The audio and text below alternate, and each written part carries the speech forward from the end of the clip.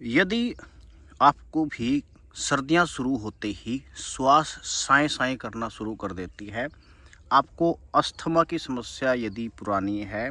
आपको खांसी बार बार होती है सर्दियों के सीजन में, खासकर जब सुबह बाहर निकलते हैं तो श्वास आपको पूरी नहीं आती, फेफड़े आपके पूरे नहीं खुलते, तो इस औषधि का इस्तेमाल आप कर सकते हो और कुछ ही दिनों में फ़ायदा देख सकते हैं। हम हिंदी में इस पौधे को बड़ी दूधी के नाम से जानते हैं और अंग्रेजों ने तो इस पौधे का नाम ही अस्थमा प्लांट रख दिया है, क्योंकि ये अस्थमा के ऊपर बड़ा तेजी से काम करता है। इस पौधे की पहचान के लिए आप एक गूगल पे सर्च कर सकते हैं अस्थमा प्लांट और आपके सामने ये पौधा आ जाएगा। इस्तेमाल इसको किस तरह से करना है, यदि आपको भी इनमें से कोई समस्या रहती है तो आपको क्या करना है, ये पौधा उखाड़ना है।